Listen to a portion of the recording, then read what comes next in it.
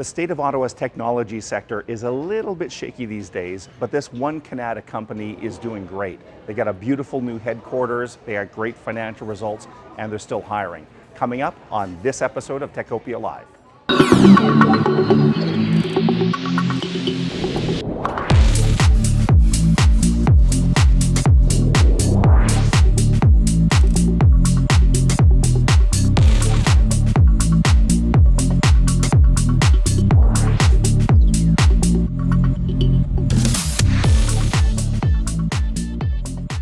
Welcome to Techopia Live. I'm Michael Curran from Ottawa Business Journal. Thank you for joining us today. Techopia Live is a regular podcast from OBJ where we talk to executives from next generation technology companies and also the flagship player. That's going to be important here today, all with a goal of keeping you connected to Ottawa's technology scene.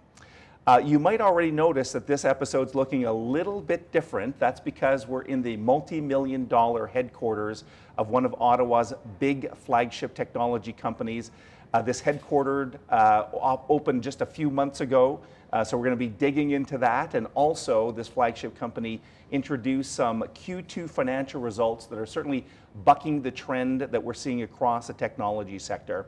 We got lots on our plate today, so let me introduce our guest. He is the 2020 CEO of the Year for the Ottawa Business Journal and the Ottawa Board of Trade. Also the CEO of Kinaxis. Please welcome John Sicard. Welcome, John. It's nice to see you, Michael, as always. It's great, and I'm so excited to be in this place. I was here for your opening night, and you had a blowout event. You had, of course, Blue Rodeo, Serena Ryder, and others. But it's my first time in the building, John. Help us get situated about this building that we're sitting in. Yeah, we started our thought process around the design of this building before the pandemic, and we had run out of space, and we knew we were running out of space and perpetually hiring. And we wanted this headquarters to be, call it a physical representation of our culture. And our culture is anchored on three simple words: people matter here. And so we focused the design of this building on health and well-being. And so everything you're going to see and experience is around that particular theme of health and well-being, including there's a gym behind us. This is not an ordinary gym. It has everything from a spin studio, strength training, yoga studio, to the food choices, which are all exceptionally good for you. And so we're going after platinum level WELL certification, and I think you'll see that when you walk around. Okay, that's really neat. And I wanted to pick up on the point you just made, John.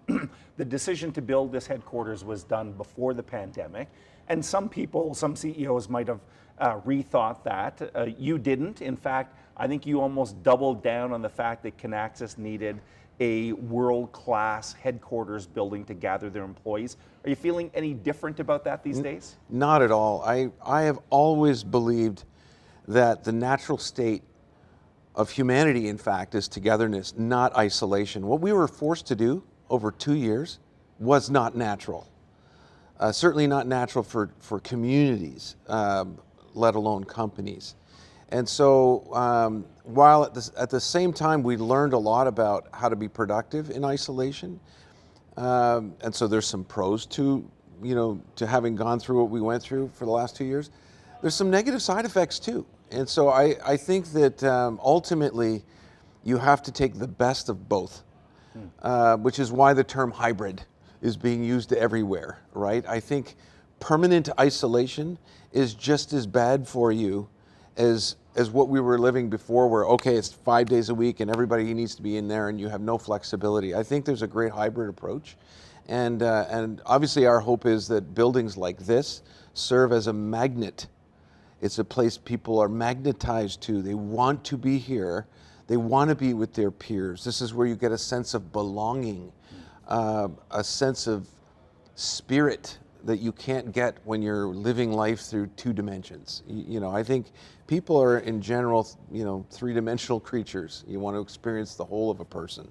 And just behind you, I'm looking at your parking lot, and I'm noticing there's lots of cars there. Yeah. So let's talk for a minute about how your employees are reacting. Obviously, we're filming this on a Friday morning. potentially your employees could have worked from home today, and yet I see dozens and dozens of cars. So the employees obviously have reacted fairly positively. Yeah, they have, and I think largely because of the flexibility. We've offered a lot of flexibility, and so again, I think over time we're still a little bit in this pandemic tail. But ultimately, over time, I think this will become, the hybrid approach will become the golden standard, where people get to choose when they work from home and when it's better for them to work in a community environment. And I think they'll be thrilled to have a place like this to congregate, to collaborate, to share experiences, to meet people outside of their immediate sphere. For example, one of the negative side effects to the isolation is you tend to live inside of a bubble. The only people you talk to are in your immediate sphere. You're never going to run, if you're a software tester, you don't talk to people in finance. There's no way to bump into anybody. And so I think, the hybrid approach is what ultimately will win the day. I'm eager to talk about your financial results, but I just want one follow-up question on some of these culture questions, because so many, I think, tech CEOs are dealing with it now. Some institutions and companies are saying some mandatory 2 days in the office, 3 days in the office. Others are saying return full-time. Others are saying voluntary hybrid. Where is Kinaxis falling in this? Well, we have employees right now that are dedicated as remote employees, as you know, and so that hasn't been an issue.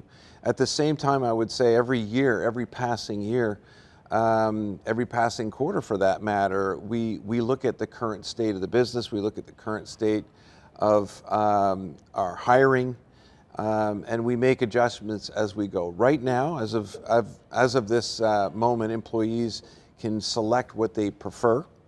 And I would tell you, we have some people that come in 5 days a week, and we have some people who just want to work from home. And then we have the hybrid workers who really enjoy the flexibility of coming in. We don't police this. Okay.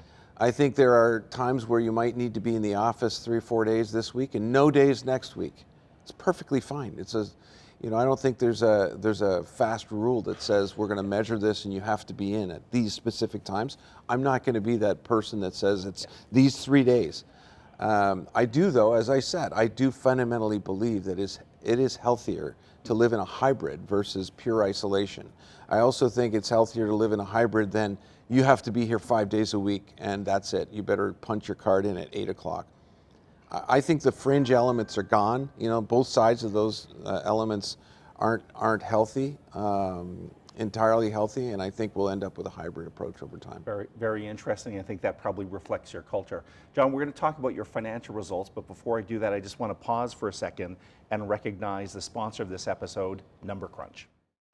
Number Crunch is an Ottawa-based firm that allows you to outsource your financials, especially if you're a technology startup or early-stage company. Number Crunch services range from bookkeeping, accounts receivable, monthly reconciliations, to full virtual CFO services, including investment preparation and cash flow forecasting. Number Crunch is led by Susan Richards and Craig Hunn. Combined, they have more than 40 years of financial experience in this market, having advised dozens of firms. Number Crunch will help your company mitigate risk by ensuring proper accounting procedures, provide you with strategic input, and scale along with your business. To get a quote on outsourcing your accounting, please visit www.numbercrunch.ca. And we're back talking with John Sicard, the CEO of Kinaxis. John, as I've teased many times, I'm really keen to talk about your Q2 2022 financial results. They were released just a few days ago. I think generally speaking, they were positive, but give us some of the highlights of those results. Yeah, this is the first quarter we started to express our performance both in actuals as well as constant currency because of the wild fluctuations, especially the yen, the British pound, and the euro in the last 6 months. And we didn't want to necessarily mask the exceptional results because of these the FX concerns. And so overall, we grew our subscription revenue by 21%, but in constant currency, 27%. We had the largest jump in our ARR of 25% in constant currency. These are real messages of momentum. And I said this on previous earnings calls that we are experiencing momentum in the business. I used to get asked all the time by investors, when are you going to hit an inflection point? And I would say, not Monday. It happens over time. Well, we're now 6, 7 quarters in a row of record-breaking results. This is what momentum feels like, and this is what it looks like. And I want to talk about some of the macro factors, but before we move to that, I want to talk about hiring. So as I indicated at the beginning, I think we can generally see that there's a malaise across the tech sector, there's uncertainty, there's sluggish growth, there's losses, and there's layoffs, unfortunately. And I think Kinaxis is looking very different from that. In fact, I think you said you are aggressively hiring. We are. We must have hired anywhere from 700 to 750 people during the pandemic. There's never a day we are not hiring. We are under budget for headcount today by a significant amount. Now we're doing the best we can to attract as much talent as we can. But again, this is just a side effect of the success that we're experiencing to get ready to absorb it. We maintained our adjusted EBITDA margin. We did not make any adjustments there, even though we're outpacing on total revenue and on subscription, because we're going to continue to invest. I think we're living through a renaissance right now.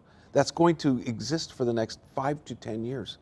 So we have to be ready to absorb that success. And so we're looking for talent here. And by the way, I'm glad you're asking the question, Michael, because it isn't just all terrible news out there.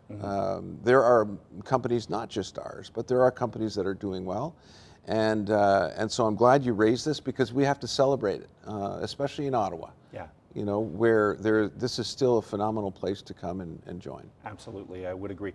One more quick follow on hiring. Where do you see that hiring happening? Is the majority of that hiring going to be happening here, or is it across the world? It's worldwide. It's worldwide. Yeah, we just opened up a new facility in Chennai, India.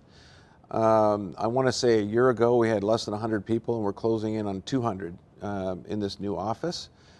Brand new facility. We're hiring in Japan. We're hiring in Europe, we're hiring in the United States, and obviously we're hiring here. That's right. This is still what I would call the tech hub for Kinaxis, where all of the technology magic happens. This is where most of the R&D is. We have some R&D facility in Toronto, but this is where most of the R&D happens. Okay. I want to get into some of those macros in your financial results. I think you call it a transformative period for supply chain. So it does seem like this is the right company, right product, right services at the right time. Of course, this harkens back to the pandemic and all the supply chain shortages. We don't normally talk about in common language supply chain shortages, and yet somehow we're dwelling on this. So tell us about the macros that are driving the growth. Humanity takes supply chain for granted. All the necessities of life that we consume, no one thinks about how does it get to me to consume, right?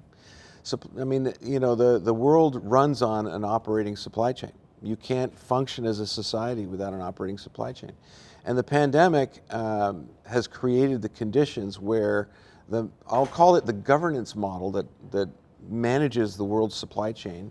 While it may have survived the last 30 years, it won't survive the next 3.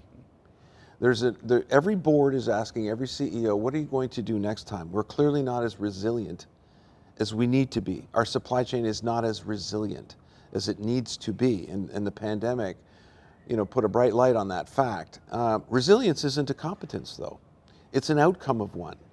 And again, now all of this, these aren't technical statements, but it's forcing supply chain practitioners to rethink what governs supply chains. If they're not resilient, it's because we're not agile enough. If we're not agile, it must mean we're operating in silos. We're lethargic. It causes you to rethink the underlying foundations for supply chain and what will govern the next 30 years. And of course, many senior leaders, well, they're saying words like, I need to leave this better than I got it. And that means I can't leave it in the state it's in. I need to transform. So it's great to see boards recognizing the significance of this transformation that has to happen. CEOs and their chief supply chain officers and supply chain practitioners are all leaning in, which is why I use the word renaissance. It's a rebirth, and we've been doing it a certain way for 30 years. People are recognizing this won't survive another 3. And look, it's no longer just the pandemic. A lot of CEOs are suffering with the fluctuations in inflation. Right? Inflation is hitting different geographies at a different pace and recovering at a different pace. This has a profound impact on cash flow, on profitability. There's the war, of course, happening. There's a shortage of containers. Not because we need more containers, because they're all still floating in the water and they can't offload them. There's a global shortage of containers right now. So you're getting this tremendous amount of volatility in supply chain simultaneously, and that is what's fueling this complete renaissance. John, as we're wrapping up, I was hoping you could give a little bit of advice maybe to some of the new tech CEOs that are in the Ottawa area and the startup community. Many of them have never lived through, and we're not formally in a recession. It looks like we do have some strong economic headwinds from things like inflation and interest rates. Many of them are starting to feel maybe a little bit destabilized. You've been here at Kinaxis for many years, several years in the CEO position, but many jobs before that. What kind of general advice would you give to startup CEOs as they kind of face some of these economic headwinds? What would you say to them? Just a few words. I've learned this lesson probably much later in life than I would have liked. But lean on the other CEOs. Like, it's not like you're alone. I've learned a great deal from David Ross through my relationship with him. For example, we're different businesses, but I would tell these leaders, I know these are challenging times. We're experiencing a different kind of challenge. We're suffering right now from the side effects of extreme success. That's what we're dealing with, but it's hard. That's hard work, by the way. It's not easy. And so I would say to other CEOs, be connected. Don't worry. Reach out and get connected with other leaders. You never know where you're going to get the best advice. That's awesome, and that contributes to the ecosystem, and that's what you're trying to contribute to, and we are at Techopia. 100%. Yeah. John, thank you for your time today. Great Q2 results. Wishing you continued success. Thank you, Michael. Thank you. It's now time to recognize some of the other sponsors that stand behind Techopia Live. Techopia is brought to you by many great sponsors, such as EY, building a better working world. Number Crunch, offering virtual CFO services for SaaS companies. Pearlie Robertson Hill and McDougall, a leader in business and technology sector law. TD Bank, specialized programs for technology companies. The University of Ottawa Faculty of Engineering, creating the next generation of technical talent. Calian, innovative solutions delivered with integrity. Techopia is not only a podcast, we post new articles daily at obj.ca/Techopia. If you're on Facebook or Twitter, you can find Techopia at Techopia OTT. And if you're on YouTube, please subscribe and click the bell icon. One more big thank you to John Sicard from Kinaxis. Be fascinating to keep on watching this company. And I want to thank you for tuning in. Let's keep building Ottawa's technology utopia. That's Techopia. Bye-bye.